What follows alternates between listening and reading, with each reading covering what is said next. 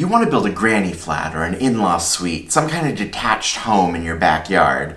And in California, you've got two options. You can do it as an ADU, accessory dwelling unit, or with the new SB9 law that passed, you could do it as what I'm going to call a regular dwelling unit, or just another house. I'm already talking to clients on a regular basis about whether they should be planning their projects with SB9 or ADU rules, and I want to share some of those insights about the big differences and the major similarities, and kind of share the framework that you can use to pick the right one for your project. So both ADUs and SB9 rules will benefit from the same non-discretionary ministerial process, which means you get your permit from the planning department, not the planning commission. It's an administrative process. You don't have public hearings, you don't have public notice, you don't have the planning commission, and people can't really object to your project. Another great thing that they share is that they can supersede local ordinances and local zoning rules under certain conditions. Basically, if you want to build under 800 square feet, either of these structures can be exempt from certain local ordinances that would make it impossible to build otherwise. Put another way, if I want to build a 750 square foot ADU in my backyard, and the city says, well, you can't because the FAR for your property limits you to 500 square feet, actually, that rule is unenforceable according to state law as long as my unit is under 800 square feet, respects some 4-foot setbacks from the side and rear yard property line and some other conditions. And that's true about SB9 and accessory dwelling units. And so they're both great ways to build second units. The big difference conceptually is that an accessory dwelling unit is an accessory to the primary home. It's like a secondary home. So it's got independent living facilities like kitchen and bathroom.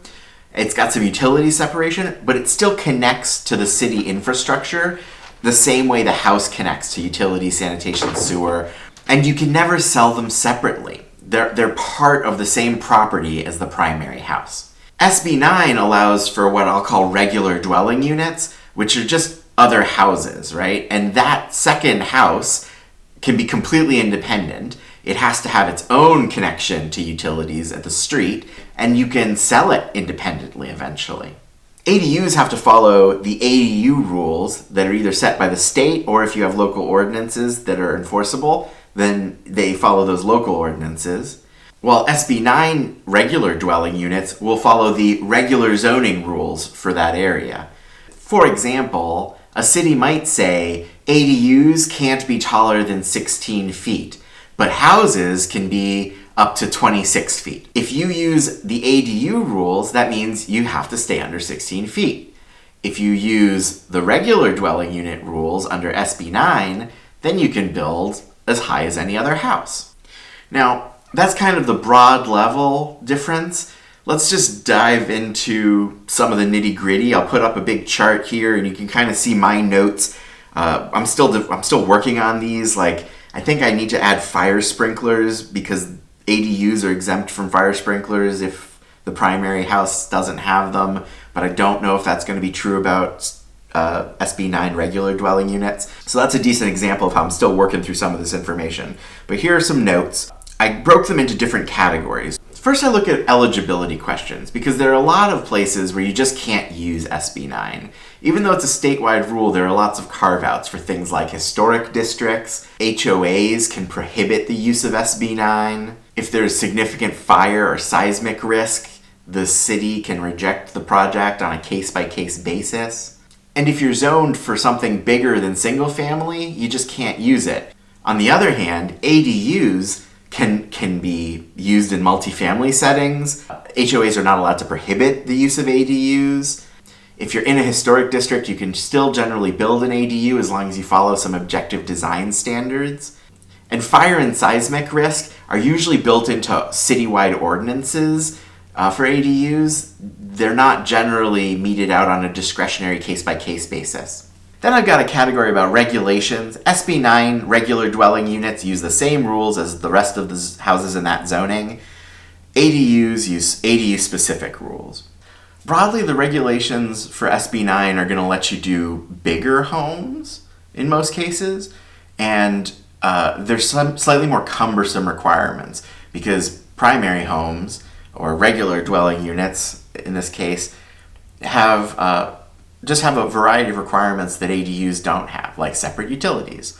A city might require them to have separate access to the right-of-way. Then I have a category called superpowers, and this refers to specific things that you can be exempt from or that you can qualify for using either of the structures, and they're just different because they're hard-coded into the law. For example, both SB9 and ADUs can build up to 800 square feet, respecting the 4-foot setback from side and rear property lines, and both can maintain the existing building envelope of an existing non-conforming structure. So if you have a building right on the property line, even if you tear down and replace it, you should be able to maintain its position right on the property line when whether you're building an ADU or an SB9 unit. ADUs have an added ability that when you're converting an existing structure and you're not expanding to it, there's basically no size limit or utility fees, which is really interesting. It's why the HCD manual for ADU says if you have a 3,000 square foot barn, you can convert it into a 3,000 square foot ADU. And that might not be true about SB9 regular dwelling units. It really depends on the code of that city and that zoning, whether they'll let you convert that barn into a regular dwelling unit. Whereas ADU, city doesn't really have a choice. ADUs also have a couple other random powers where under 750 square feet, they're exempt from impact fees, whereas SB9 regular dwelling units, you might be charged an impact fee. Under 500 square feet, ADUs don't have to contribute to school fees. SB9 units will have to contribute to school fees.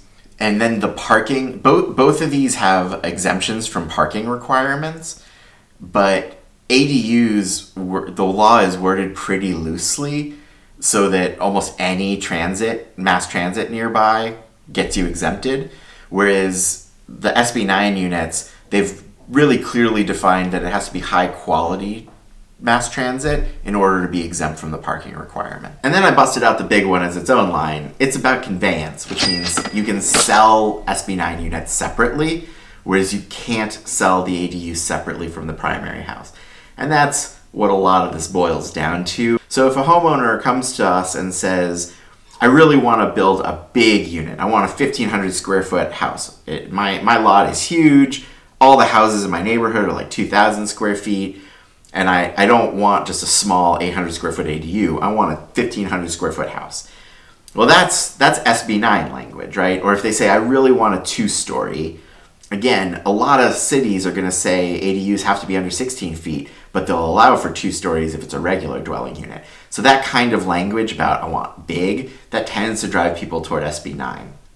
Similarly, if people use language like, well, I really want to invest in my property, or I want to create more property value, I want to be able to sell for a higher price one day, then SB9 allows for separate conveyance, like they could sell the 2 units separately, and that becomes very interesting, right? And so that kind of language tends to push people toward an SB9.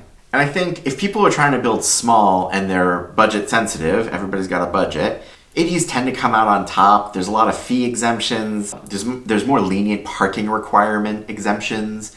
There are lots of things that make ADUs just a well-trodden path. I'd also say that if you're in a city that doesn't love development, just doesn't like new homes, ADUs are a well-trodden path with more protections, so you might have an easier time going that route, where I imagine over the next couple of years, cities and HOAs are going to find lots of creative ways to impede the use of SB9 until a couple of years from now. It's going to be harder to trailblaze with SB9 than it is to take a well-manicured path with ADUs. But this video will be online for a long time, and you may be watching this in the future when we have changed all that. And both are widely available, and we've solved the housing shortage. Wouldn't that be wonderful? I hope your rent or mortgage is very low, future viewer. If you want to know more about lot splits with SB9 and building 3rd and 4th units, check this out. And otherwise, this is a playlist of just frequently asked questions about SB9. Really easy to binge watch, very short videos. And I hope that we can build a lot more housing in really responsible ways that improve our communities.